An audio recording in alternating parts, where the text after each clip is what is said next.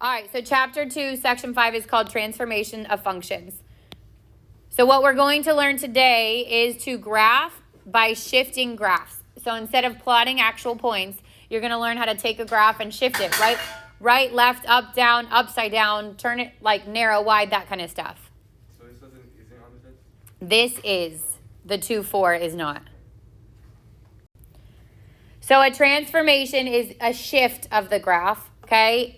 There can be vertical, horizontal, stretching or shrinking or making narrow or wide, and a reflection upside down or left to right. This is not as accurate as making a T-chart and plotting points, okay? Obviously, that's going to be more accurate. These are approximations of what a graph would look like. This is in the 2-4 notes, okay? Not all of them. We don't need to worry about this for this section, but the other 4 you got to worry about. So if your function is an absolute value function, then it's in the shape of a V. My initial point is at 0, 0, and then I draw 2 little lines, one in either direction, but they make a V, a sharp V, so it's not rounded like a parabola. If it's a squared function, so x squared, now it's a parabola, okay? That's probably the one that we're the most used to. If it's a square root, then it's half the parabola turned on its side. It starts at 0, 0, and it has this arced curved pointing to the right. And if it's a cubic function, so x cubed, this picture's really tough, though, because it really doesn't come back up. It goes like this, okay? It never goes back up and back down again. So it goes like that. Stays below the x-axis. This was really hard to do on PowerPoint. That's the error. So those are called parent functions, and you need to know them because this is what we're going to shift around. So we're going to take something that's a parabola. We're going to move it up. We're going to move it down. We're going to take something that's absolute value. We're going to move it up. We're going to move it down. We start with a vertical shift. So if I have a function, whether it's absolute value, x squared, square root, x to the third, anything like that, and after that function I add or subtract a number, it's causing a vertical shift. If I add that number, that shift is up. So adding, think you're shifting the graph up that many of spaces. If you're subtracting that number, then I'm taking that, this shouldn't have a 0 here. Ignore that 0. Then I'm shifting it down that number of spaces.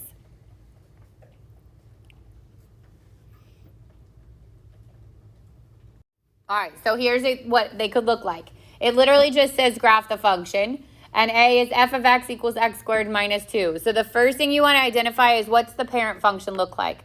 So what's my original function before I do any kind of transformations? X squared, which means it's a parabola, right? Now this minus 2 is causing what kind of shift? Down 2. So I would literally take my x squared, which is normally here, and I shift it down 2 places.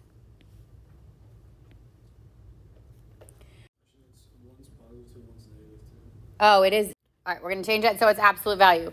So now it's absolute value, okay? Which means what's my initial parent function look like? A V, okay? So it's similar to your squared except it's sharp on the bottom. It's not rounded. And then the minus 2 still shifts it down 2 places. So now I would take my typical V that would normally look like that, and I'm going to shift it down 2 places. Now, if we want it to be accurate, that slope there is like 1 over 1. So I'd go up 1 and over 1, up 1 and over 1. And if I wanted to be more accurate on the quadratic, I could actually plot some points. But for right now, these are just approximations. So when you're graphing these, just the approximation is enough, okay?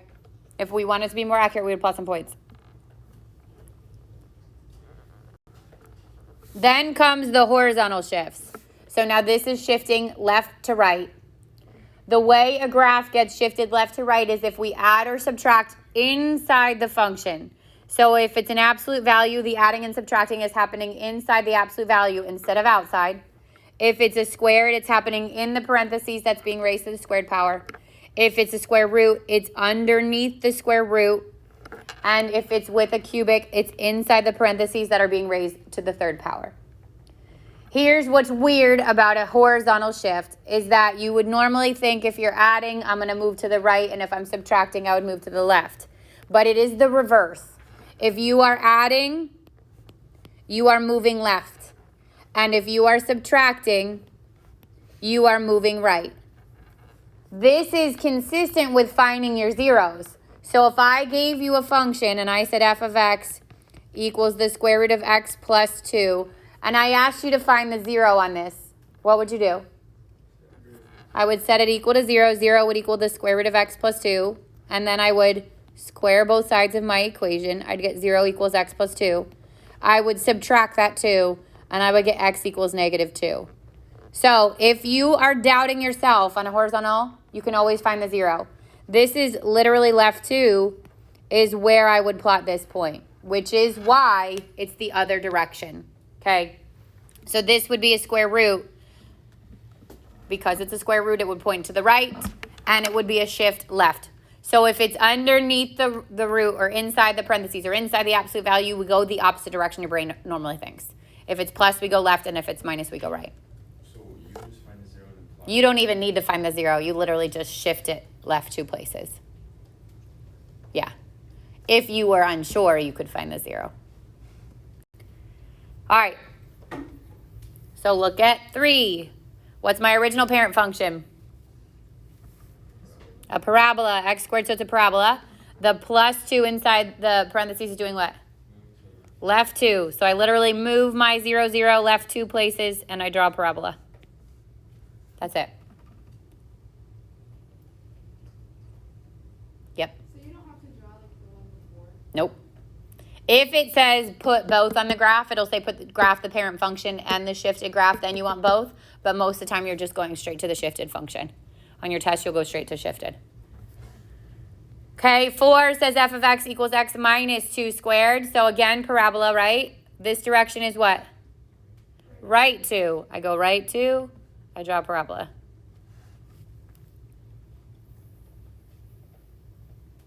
Yep. Why wouldn't you like factor it all out and then like So if I were to actually expand and FOIL it and then find the x-intercepts, you're going to go back this way anyways. We end up factoring and then splitting and solving. You just don't need to be that accurate. Yeah. So we could find the, we could find the vertex and all that stuff on a quadratic, but these are just approximations. You're welcome. All right, 5. My parent function is what? Which goes up to the right and down to the left. So it's like a parabola if you flip the left side down. That's the idea behind that shape. It's going to look like this. Okay, and this minus 1 is doing what? It's down. Why is it not right? It's not inside the parentheses before that cube. It's after it. So this is a shift down. So I'm going to shift down 1 and then draw my cubic function.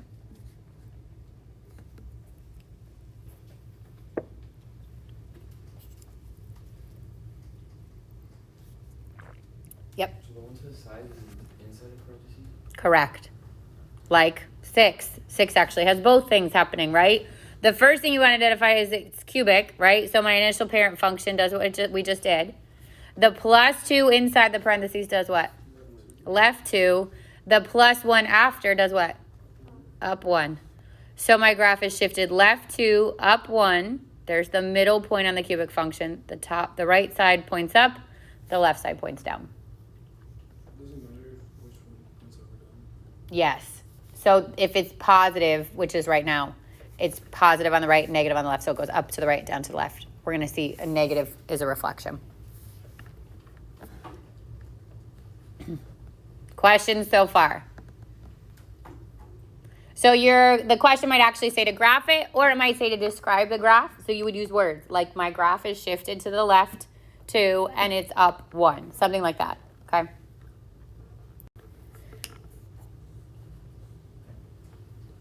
Seven. What's my sorry. How do you speak? So parent function on 7. What's it look like? So that cubic function again, up, right, down, left. The minus 3 inside. To the right 3. The plus 2.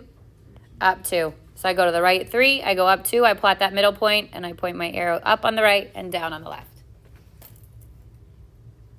Yep. The test for me is to memorize the parent What they look like? Yeah. All right, 8 is the first of the square roots examples, right? My square root starts at 0, 0 and points up and to the right. This is half a parabola turned on its side. That's what that shape is. What is the minus 3 underneath the square root doing? 3 to the right. And the plus 2 after is up 2. So I go right 3, I go up 2, and that's my initial point, and then I only point it to the right.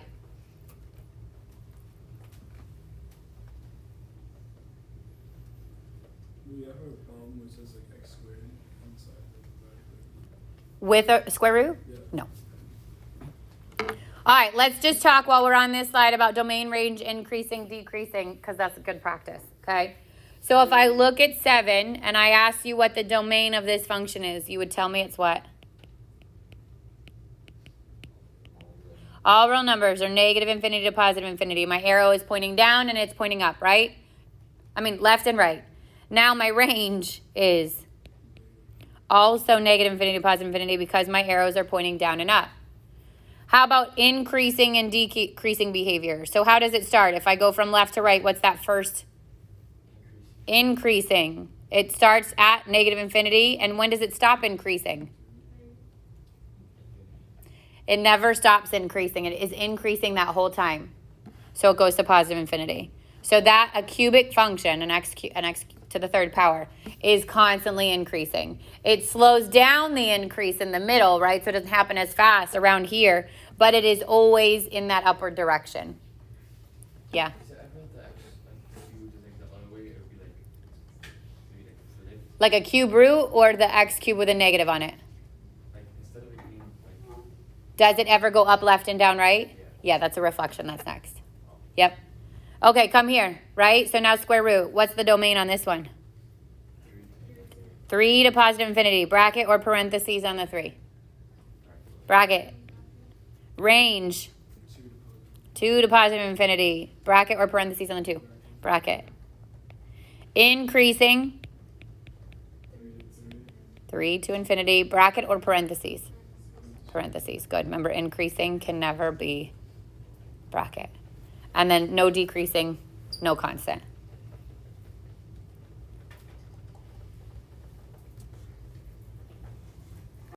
All right, next shift is called a reflection.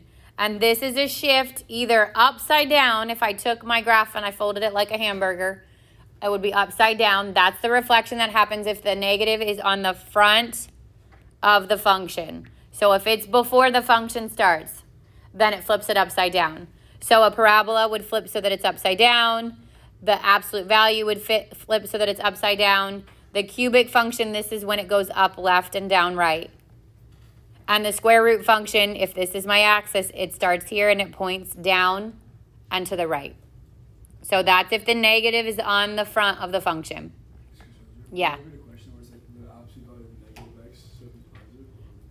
So the absolute value of negative x when the x is by itself is the same. It doesn't matter. It will always go back positive.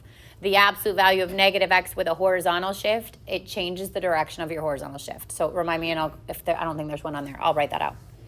So then if the negative is underneath the function, which the biggest one this impacts is the square root, it flips it across the y-axis. So instead of this pointing to the right, this is now pointing to the left.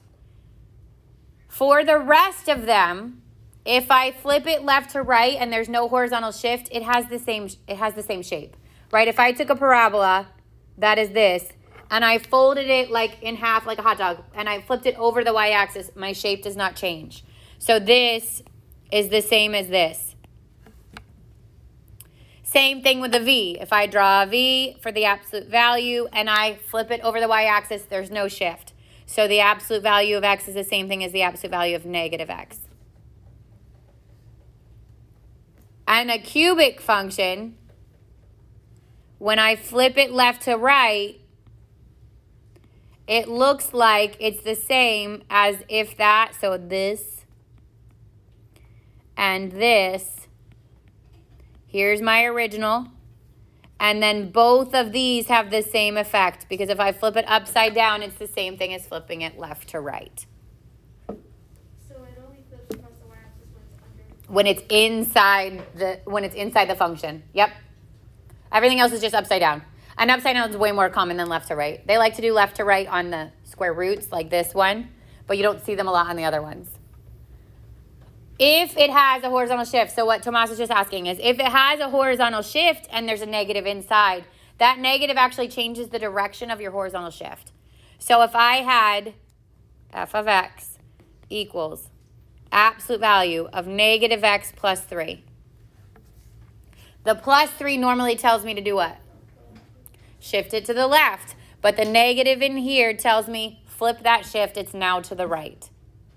Because if I had solved that for 0, I would have subtracted the 3 and then I would have had to divide by -1 and it would have changed my direction back, okay?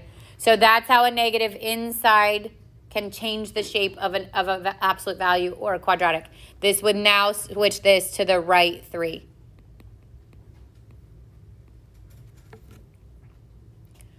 Now, what happens if you're on your taking the test and you get to a question and you have no idea what to do with that graph? What could you do? Set it equal to 0, find your 0, or plot any point you want to. Plug any value in, right? Like I could plug 0 in and see where it's at on my graph, especially if it's multiple choice. Good Lord, that should be easy, right? You want to be fast because you want to be doing transformations quick. But if you have multiple choice graphs, you can always check them by plugging in those points. Yep. All right.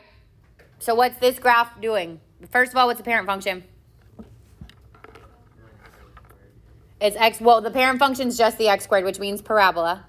Now the minus does what?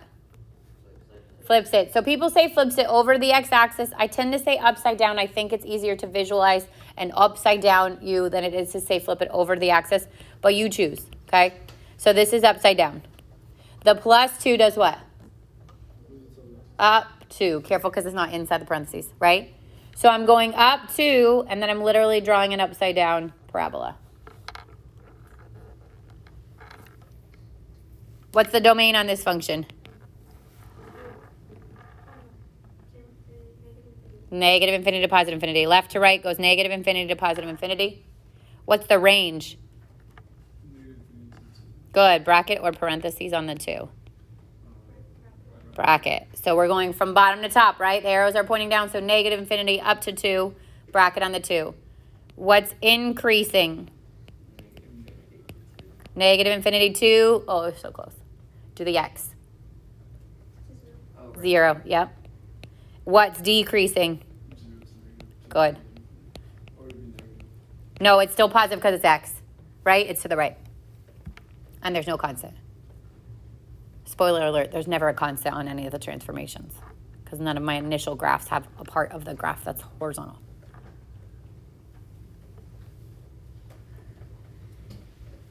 How about even and odd or neither? What makes a graph even from looking at it? Do you remember? That's if you plug in the x, the negative x. Yeah, but how about looking at the graph? Do you remember? Symmetric to the y-axis. Is this symmetric to the y-axis? So this is even. The test algebraically is plug in a negative x, right? So negative x squared plus 2. The negative x raised to the second power is going to go back to the positive. And then this matches my original, which makes it even. So if you're looking at the graph and you can fold it on the y-axis and have it overlap, that's symmetric to the y-axis, which makes it even. If you're doing the algebraic part where you're only given the equation, you plug in the negative x, you simplify it, so negative x squared goes back to positive x. The negative's still in the front, so it matches your original. Remember, it's either matches and it's even, all the signs change, and it's odd or neither. All right, look at 10. What's my parent function? The square root of x, which is that like half the parabola turn on its side, right? Or the arc turn on its side. The negative underneath does what? Flips it over the y-axis so it points it to the left.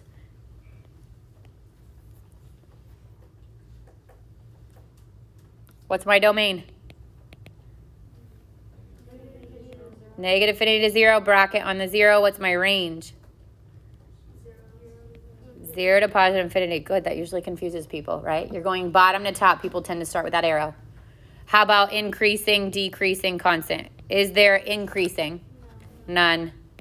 Decreasing. Good. Negative infinity to 0, parentheses on both, and there's no constant. Is this even, odd, or neither? So if I change this to negative x, I get the square root of negative x, right? Which is square root of x. Did my sign change? Yes. So this is odd. We have to know after the test. Hmm? We have to know after the test. Yeah. Yep. For the range, why isn't it negative infinity? Because you are going from bottom to top. So even though it's pointing left, which would be the x, it's pointing up, which is the y, which is the range. Yep. You're welcome. All right. See. Okay, so we're going to do 12 first. This is a square root function, typically points up and to the right, but the negative on the front is doing what?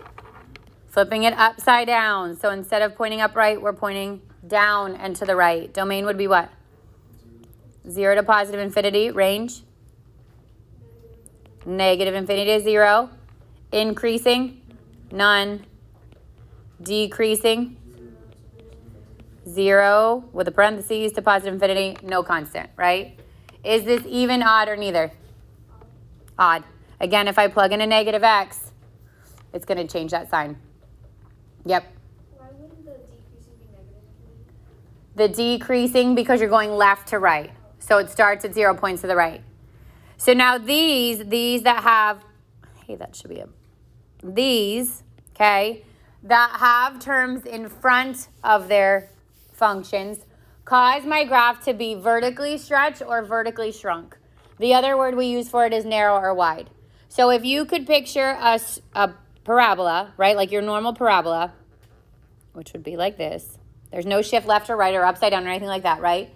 And you could stretch this vertically. If I tied string to the top of those arrows and I pulled it, it's going to make it more narrow, right? If you think about what's happening here, every y coordinate is being doubled, which means at 1, it's 2. At 2, it's growing faster, right? So when the number on the front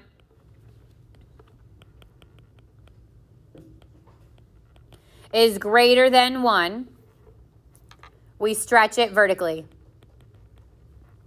Or we call it narrow because it takes our V, it makes it more narrow. It takes our parabola and it makes it more narrow. Now, because these are approximations, and if you only draw the shifted function, somebody's narrow might look like somebody's normal. So what you're going to do when you have the ones that have the terms on the front that are bigger than 1, you're going to write for me that this is supposed to be stretched or it's supposed to be narrow, and I don't care which of those two words you use. But you're going to identify it, so you don't need the pink on this anymore. Like if I was giving this as an answer, I wouldn't need that. But you would identify that that is not your normal parabola.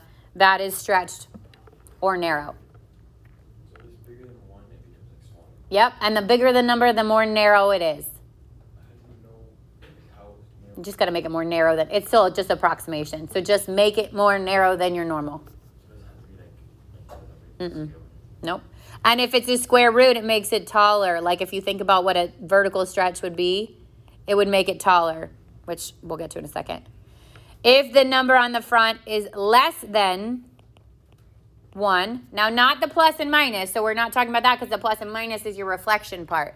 We're talking about the value. If it's less than 1, then it's a vertical shrink. So if you could picture the ceiling and the floor caving in on this, it's going to shrink it. It's also going to make it wider if it's a V or a parabola. And it's going to make it flatter if it's a square root. So all of those things mean the same. So if I look at 13, do as I do, right? So this is an x squared. This makes it wider. So you're going to take your parabola and it's going to be wider than your normal parabola. Wide, shrunk, okay? Anything like that. If it was 1/2 square root x, that's what's going to make it flatter.